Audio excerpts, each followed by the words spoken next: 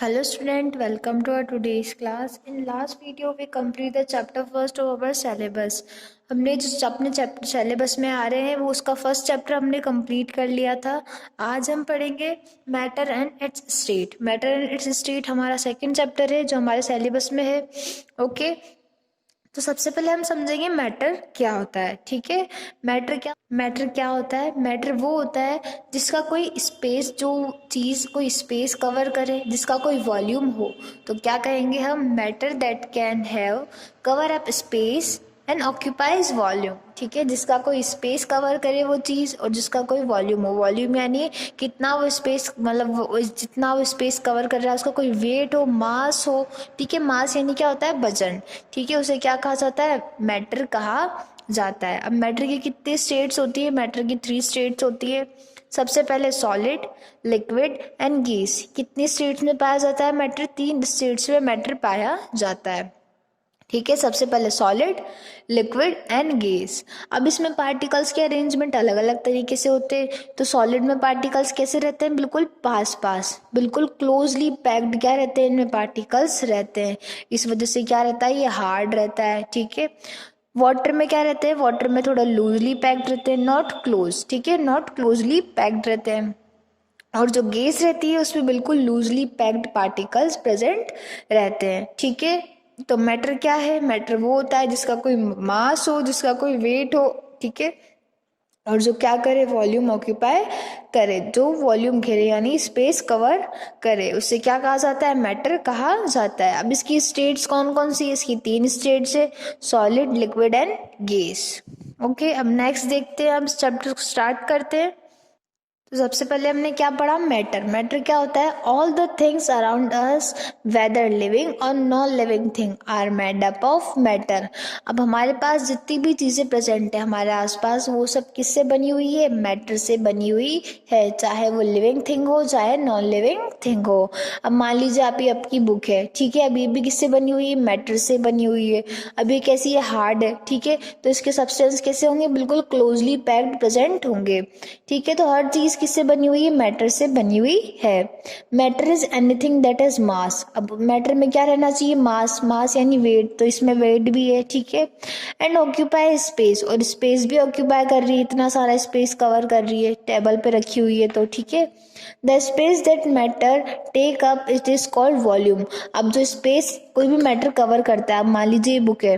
ठीक है, अब ये टेबल का इतना स्पेस कवर कर रही है, तो उससे क्या कहा जाएगा? वॉल्यूम कहा जाएगा। Mass is the measure of brightness, lightness और हैवीनेस ऑफ एन ऑब्जेक्ट। मास किस लिए होता है? किसी भी ऑब्जेक्ट की हैवीनेस यानी कितना वो भारी है या कितना हल्का है, ये पता लगाने के लिए लगाया जाता है। ठीक है, तो वो क्या होता है? मास, जिससे क्या पता चले कोई सा भी ऑब्जेक्ट कितना हल्का है और कितना भारी है। Matter is made up of tiny particles called molecules. अब मैटर किससे प्रेजेंट है? Tiny particles. अभी मान लीजिए पेन एक मैटर है। ठीक है, अब इसमें क्या प्रेजेंट है? टाइनी पार्टिकल्स, बहुत छोटे छोटे पार्टिकल्स। किसके प्रेजेंट है? प्लास्टिक के प्रेजेंट है, जिससे क्या बना है? ठीक है, उसे क्या कहते हैं? जो पार्टिकल्स प्रेजेंट है उन्हें मॉलिक्यूल्स कहते हैं। Molecule are the smallest particle that can exist independently. Molecules क्या है? स्मॉलेस्ट पार्टिकल है जो कहाँ रहते हैं? इंडिपेंडेंटली एग्जिस्ट करते हैं। ठीक है, तो क्या होता है? मैटर किससे बना हुआ होता है? छोटे छोटे पार्टिकल से बना हुआ होता है, जिन्हें हम कहते हैं मॉलिक्यूल। और मॉलिक्यूल क्या है? बहुत स्मॉल सब्सटेंस है जो कहाँ एग्जिस्ट करता है? इंडिपेंडेंटली, नेचर में या फिर कहीं भी एग्जिस्ट करता है। ठीक है, कोई से भी पार्टिकल के अंदर एग्जिस्ट करता है। They are so small that we can not see them. ये क्या होता है? बहुत छोटा होता है, इसलिए हम इसे देख नहीं सकते। किसे? मॉलिक्यूल्स के जो पार्टिकल है उन्हें। Some kind of molecule are joint to form small particle of matter. कुछ पार्टिकल्स कैसे होते हैं? जॉइंट होके मॉलिक्यूल की क्या बनाते हैं? एक स्मॉल पार्टिकल बनाते हैं। ठीक है, some kind of molecules join होते हैं, फिर उन्हें क्या करते हैं? पार्टिकल्स आपस में ज्वाइंट होके एक स्मॉल पार्टिकल बनाते हैं, उसे कहते हैं हम matter. Particles of different substance are different from each other. जो पार्टिकल्स होते हैं अलग अलग सब्सटेंस के, वो क्या होते हैं? अलग अलग होते हैं एक दूसरे से। ठीक है, हर पार्टिकल्स के सब्सटेंस अलग अलग होंगे।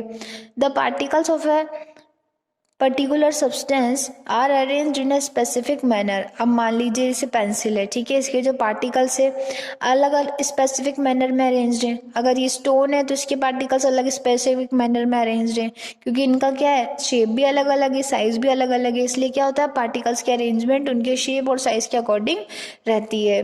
The arrangement decide the state of matter. अब जो अरेंजमेंट रहता है पार्टिकल्स का वो डिसाइड करता है स्टेट्स ऑफ मैटर। सबसे पहले स्टेट्स ऑफ मैटर हम पढ़ेंगे। कितनी स्टेट्स होती है मैटर की? 3 स्टेट्स होती है। कौन सी? Solid, liquid and gas. 3 states में क्या है, मैटर पाया जाता है। Matter exist in 3 state, solid, liquid and gas. Matter can be solid as a and liquid और gas on the basis of arrangement of particle. Particle के arrangement के ऊपर सॉलिड, लिक्विड और गैस में इनको डिवाइड किया गया है। सबसे पहले हम पढ़ेंगे सॉलिड। सॉलिड क्या होता है? If you touch a stone, अगर आप किसी पत्थर को टच करेंगे, पेंसिल या टेबल या बुक को टच करेंगे, तो ये कैसे रहते हैं टच में? हार्ड टू टच, यानी हार्ड मतलब हार्ड रहते हैं, टच करने में कैसे लगते हैं? हार्ड लगते हैं। तो इनका जो पार्टिकल्स का अरेंजमेंट रहता है वो कैसा रहता है? बिल्कुल क्लोजली पैक्ड रहता है। अगर इनमें जो पार्टिकल्स हैं वो कैसे रहेंगे? बिल्कुल पास पास रहेंगे, ठीक है। दीज आर सॉलिड, इन्हें क्या कहा जाता है? सॉलिड कहा जाता है। In solid the particles are packed very close to each other.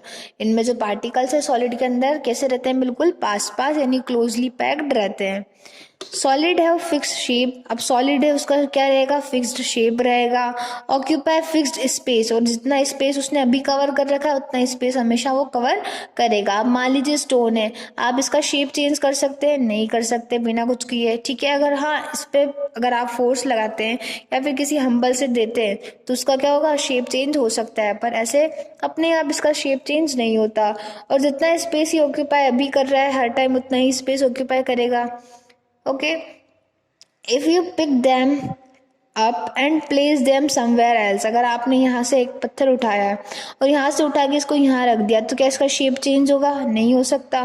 क्या इसकी साइज चेंज होगी? नहीं होगी। तो क्या होता है, इनका कोई साइज में और शेप में चेंज नहीं आता। दस solid have a definite shape and volume.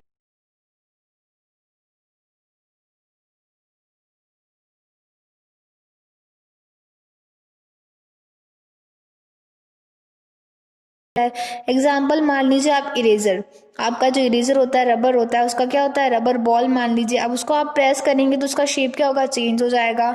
तो कुछ सॉलिड ऐसे होते हैं जिन पे फोर्स लगाने से उनका शेप चेंज हो जाता है। अब नेक्स्ट है अपना लिक्विड। लिक्विड जो टॉपिक है और गैस, बची हुई 2 स्टेट्स हम नेक्स्ट क्लास में कंप्लीट करेंगे। आज के लिए इतना ही। Thank you.